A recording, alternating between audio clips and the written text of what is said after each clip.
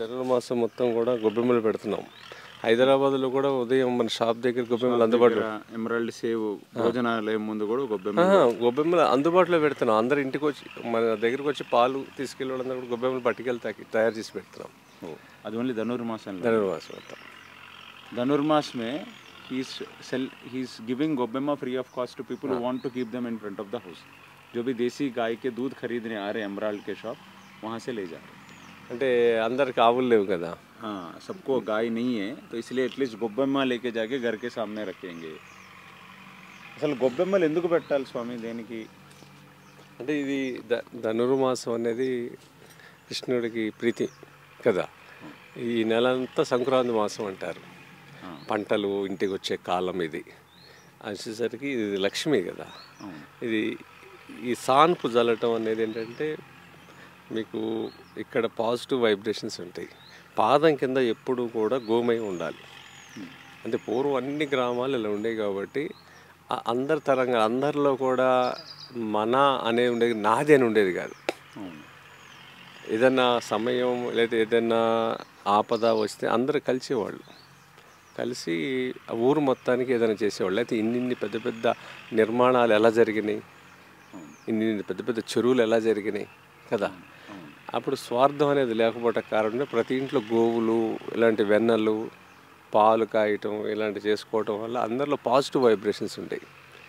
So అందరి ఇళ్ళ ముందు ఇలా ఉండటం వల్ల అందరి పాదాలు ఒక ఊరు నుంచి ఒక ఇంట్లోంచి కలిసినప్పుడు ఆ తరంగాలు అనేది ఉంటుంది.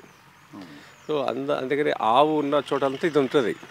ఇప్పుడు ఆవులు లేకపోవటం వల్ల మనకి ఇంత నెగిటివ్ ఎనర్జీ ఉండడానికి, మనుషుల్లో స్వార్థం పెరగటానికి అన్నీ కూడా తినే దాంట్లోనే విషంతో పంటలు పండిస్తున్నాం. సో ఎక్కడ గోమయం లేదు, దానివల్ల మన అనేది పోయింది, నాది అనేది వచ్చింది. సో మరి ఇంత స్వార్థంగా మన పూర్వీకులు ఉండుంటే ఇంత జరిగేది కాదు కదా. అవును కదా. అన్నిటికీ వెనక గోవే దీని. సో మళ్ళీ పాలేకర్ గారు వచ్చి రాజు దీక్షిత్ గారు వచ్చేంత చెప్పేంత వరకు ఇది ఎవరికి అర్థం కాల. దీన్ని ఇప్పుడు సామాన్యమైన రైతుకి అర్థమయ్యేటట్టు వాళ్ళు ఆచరించేటట్టుగా మనం వాళ్ళకి చూపించాలి. పుస్తక రూపంలో కొంత అర్థం చేసుకుంటారు, క్షేత్ర దర్శనం ద్వారా ఇంకో కొంత అర్థం చేసుకుంటారు, తింటే ఇంకొంచెం అర్థం చేసుకుంటారు ఆ పంటలు తింటే కదా.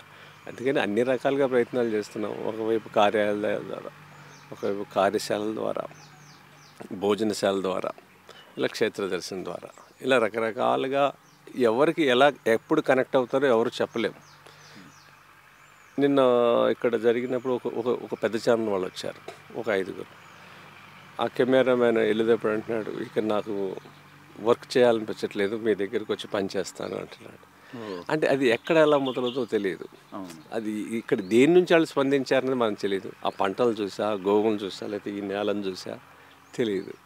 అలా మార్పు అనే దాంట్లో మనం అన్ని రకాలుగా ప్రయత్నం చేస్తూ ఉండాలి. ఇది దేశంలో ఎక్కడ జరగట్లా. అంటే పాలేకర్ గారు చెప్పుకుంటూ పోతున్నారు.